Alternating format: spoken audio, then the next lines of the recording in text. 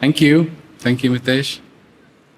And welcome, all of you who have come here to listen a little bit more about peace and what is this all about, because this is not something that you come across every single day.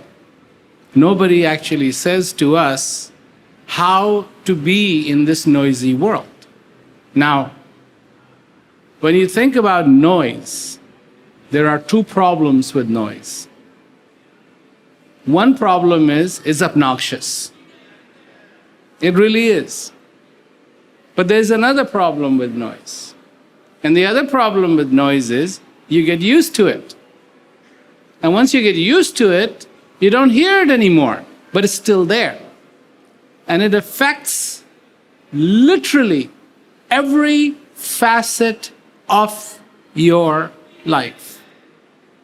But you're not aware that you're being affected by it. You're not aware that this is not who you are. There is one story that I have not told in a very, very long time that I would like to tell. And this is part of the peace education program that was put forth.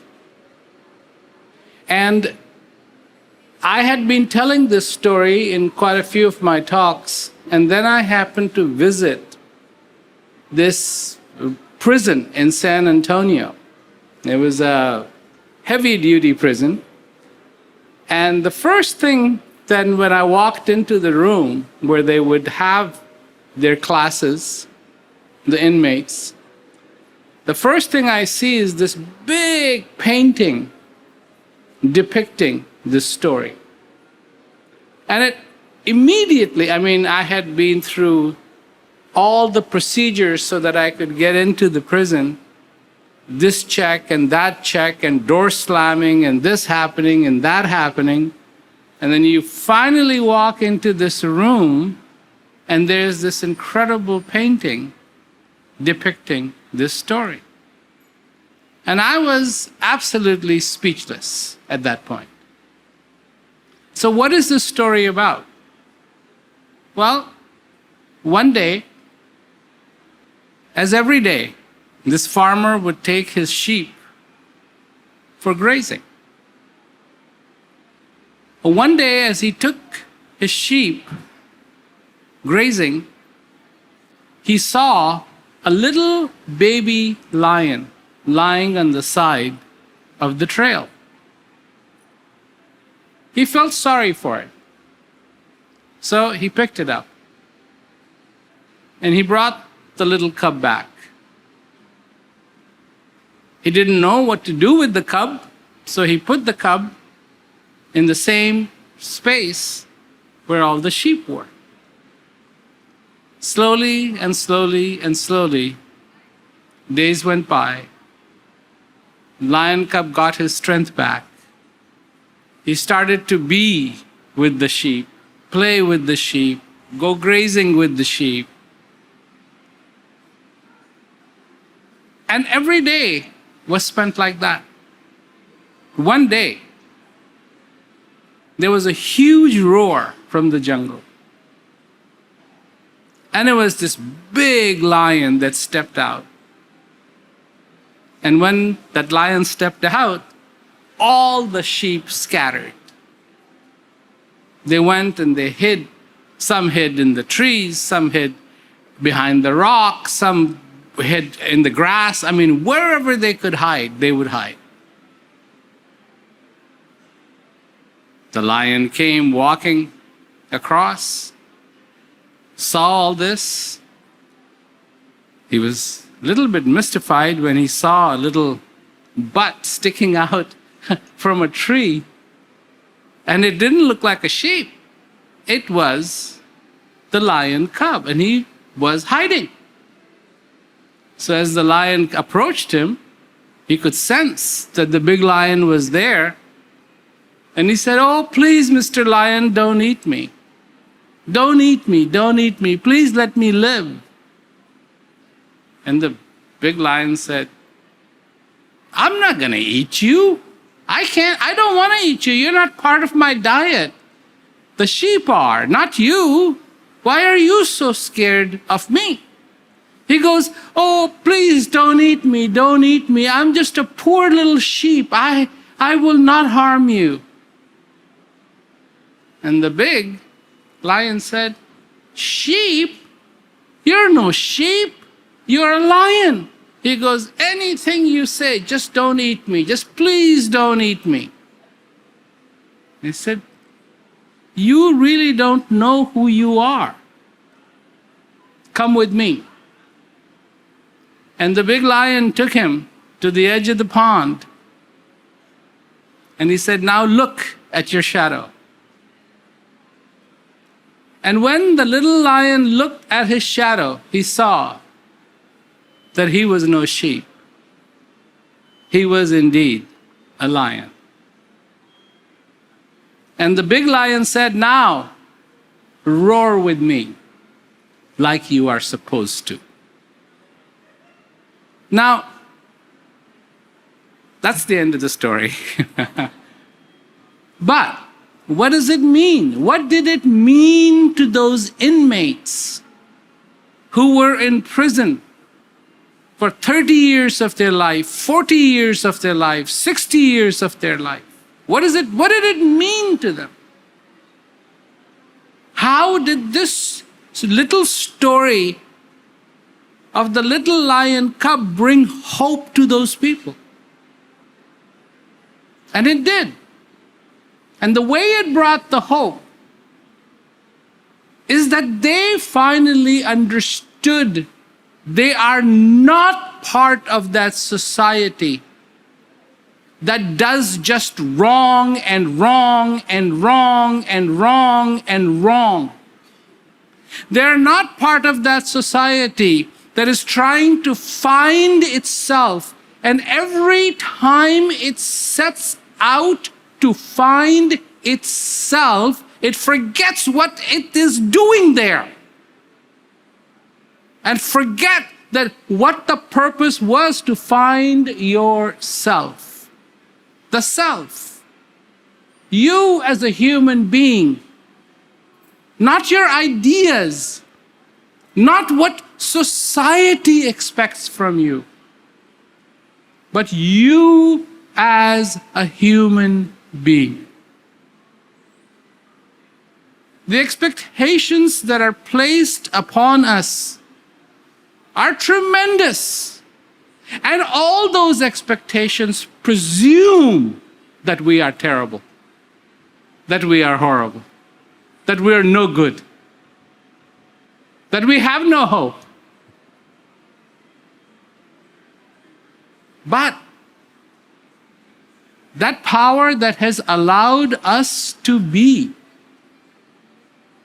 you're sitting in this space, there's all these places, all these exhibitions from different companies. But do you know, right now, you're traveling at a speed of 67,100 miles an hour around the sun, non-stop. It's been going on and on and on.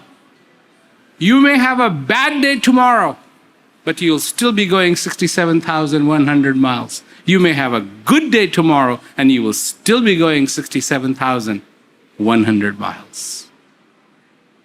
You live on this earth that's 45 billion years old.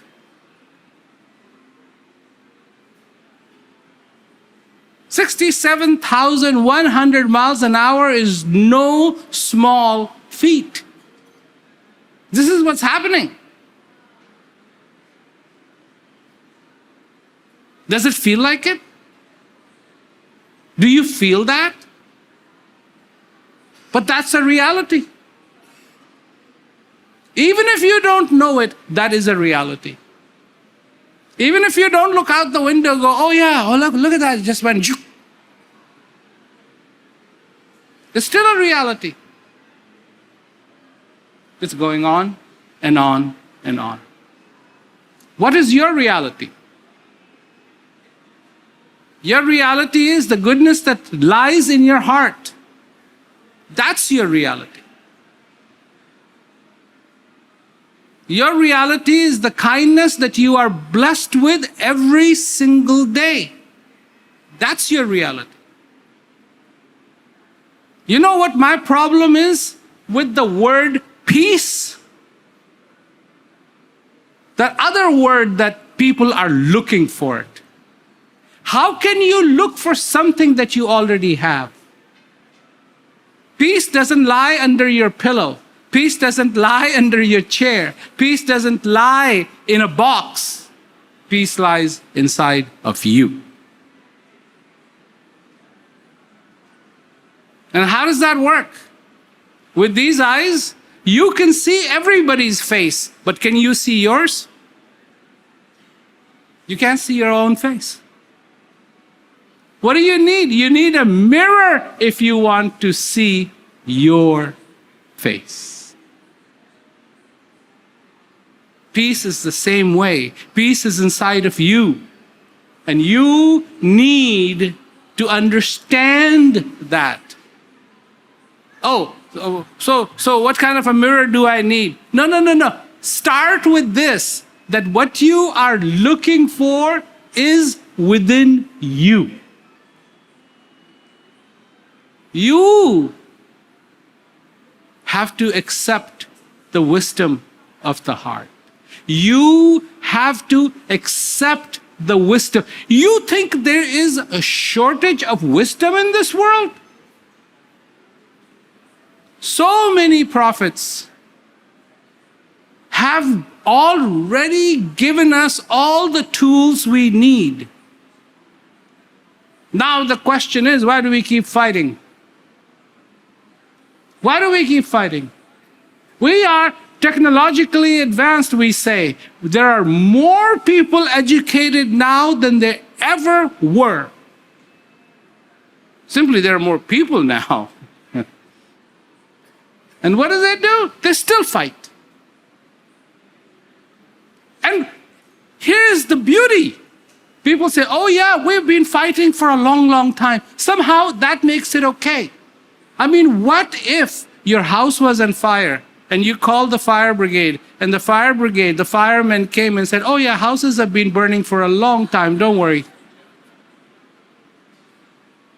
Will it be okay?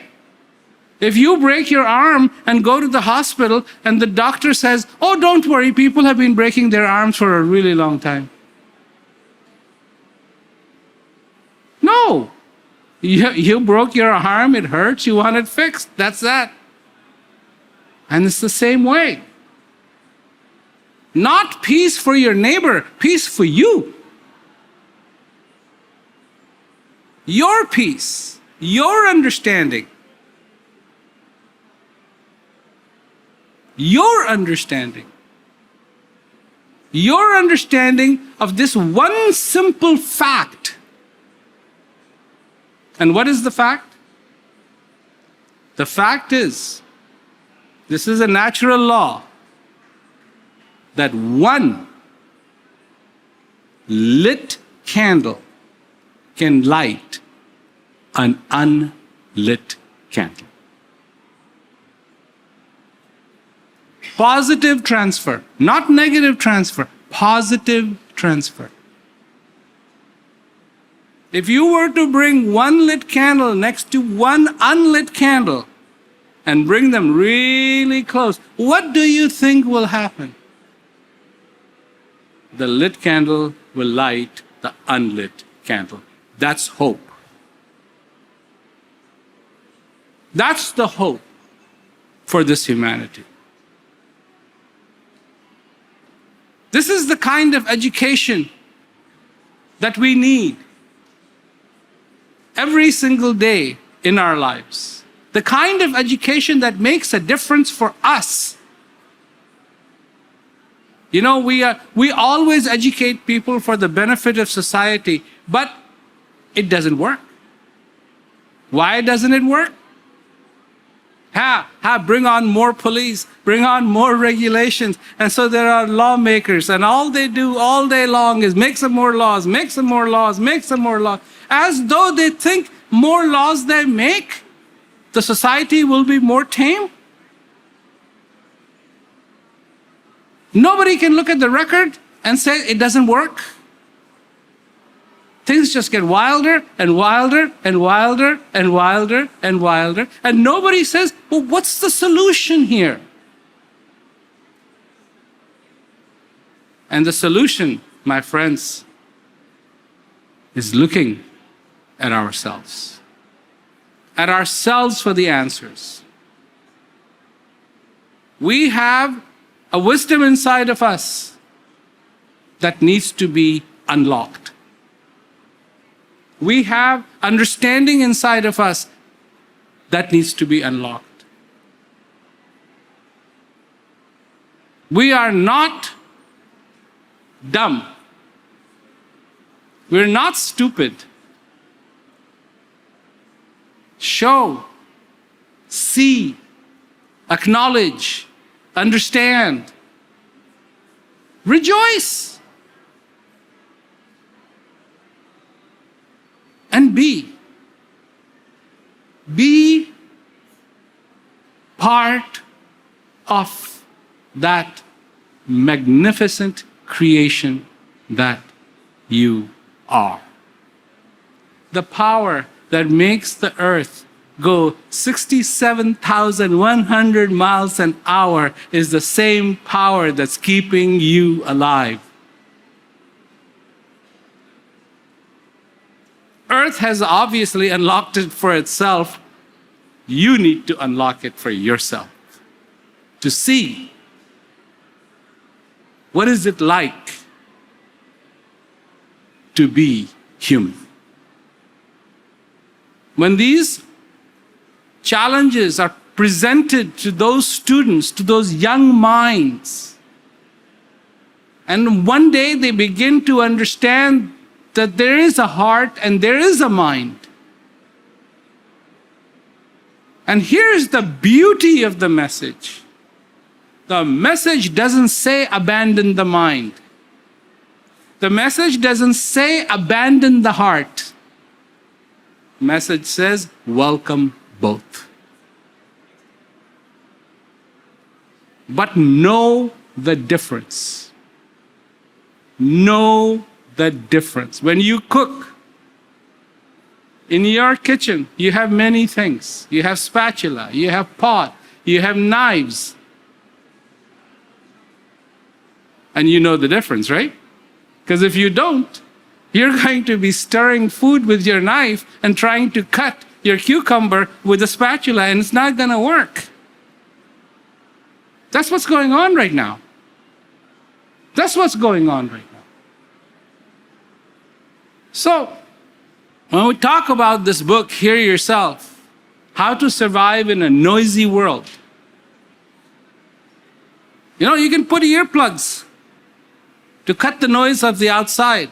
But what do you do for the noise that is between the ears? And the noise between the ears is what keeps you up in the bed. It's not the noise outside, it's the one. Somebody asked me that in Greece. I was doing a TV interview and he said, my neighbor, he bothers me and I wake up and what should I do? I said, it's not your neighbor. You can get inside of an airplane and that airplane is making more noise than your neighbor. And you are in a little tube sitting next to strangers that you do not know. And you have no problem closing your eyes and falling asleep. It's not the noise of the neighbor. It is the noise between the ears that keeps you up. And the noise is balanced by a silence that exists inside of you. Get in touch with that silence. Understand what that silence is about. Yes, there is a lot of darkness in this world. But that's not what you have to look at. because there is a light, and you can look at that light. This is that message. And this is what that book is all about. It is a humble attempt to reach out to you, to people of this world, and say, look, you don't have to be a victim of this noise. Because slowly we are all becoming victim of the noise. And how prevalent is this noise? That as soon as we are given a platform through which we can communicate, what do we communicate mostly? Noise. Noise, noise, noise. Yeah. Few good things. Yeah. Meet me at that restaurant, or, I'm lost, or whatever. But mostly noise, noise, noise, noise, noise. Technology is not the answer, because the technology is already within you. The technology of being alive, of understanding who you are. This is what this is all about. So, I'm not really here to inspire you, but maybe the book can. But my point is, what you're looking for, my friends. Yes, I put together this book. I'm the author. But let me tell you something. I hope all this book does, when you read it, that it points to you. Not to itself, to you. Because the answers are in you. Always has been, always will be. The day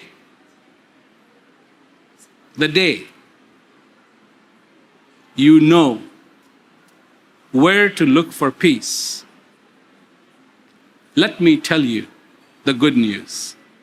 You will find it. It is not as elusive as you think it is. It is not as weird as you think it is. It's real, and it's within you. And it is within you. All you have to do is hear who you really are. Hear above the noise. Long time ago, that's what came out of Delphi. Socrates said it. Know thyself. Does it hold true now? Yes, it still holds true now. Just a little pointing inwards. Every time you hear news about South Africa, you hear, this is wrong, this is bad, that's bad. But do you know that even as we speak, there are people benefiting from peace education in these places? In the humblest of places, in the prisons, police, hospice, doctors, in every level of society. And people are understanding and looking towards themselves finally for the answer. So I hope you too start on a quest of finding yourself. So thank you. Thank you for listening to me. Thank you.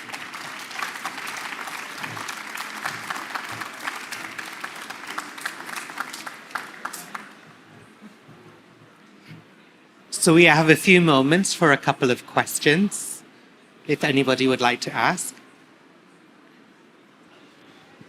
Hello, how are you? I would like to ask you about the conflict between the mind and the consciousness, higher consciousness. So how we can make the consciousness level the higher, because sometimes we reach a place that we feel we're conscious, but then at certain point the mind is interfering. It's very hard. So how we can balance this? We have a very interesting question. Where does butter come from? Milk. But before you can have butter, you have to have it in yogurt. Where does yogurt come from? Milk. So, milk has in it butter, milk has in it yogurt. Does it? Does it? No. No. Because when you buy a carton of milk, it doesn't say butter, 7% yogurt, 48%. No. But it's there. Once the milk becomes yogurt, can it go back to being milk? No. Just take away the yogurt and it'll become milk again, right? No. All of these things are in you. Peace is in you, mind is in you. And you keep saying, well, mind, peace, me. And you have to understand that, yeah, you as milk have these things in you, but you have to go through the process. And once that process takes place, milk will emerge into yogurt, and from yogurt, you can make butter. And from that butter, you can make ghee. From that ghee, you can fry things till your heart's content. And on, try frying it in milk. And it'll never fry. Why not? If the ghee is in milk, why won't it fry? Because that is the process of separation. And you have to have the process of separation. You keep trying to take ghee and put water in it and white color and say, I'm trying to make milk. Forget it. Heart is heart, mind is mind. Both are going to be in you. You are going to need the mind for this world. You're going to need the heart for yourself. For whom? For you. Not for the world. Heart will do you no good for the world, but heart will do a lot of good for you. So that is what has to happen. I came to the expo today and I got the opportunity to be blessed to see Prem's talk. It was wonderful. The story that he told about the lion growing up with the sheep was so inspiring. I genuinely felt that I sat there and Prem was speaking to me alone and no one else. It resonated with me, it hit me in my mind and my heart, and it felt absolutely wonderful. It was a fantastic time, and I have to say that Prem's talk was definitely my favorite. It is so beautiful to see people come to life. They could be full of problems, there could be issues, there could be things that are going on that are not going their way. And all of a sudden you talk to them about peace, that peace is inside of you. And you are the source of your joy. And don't look at other things as the source of your joy. They light up. And to watch that take place, to watch that smile, that's everything. That's everything.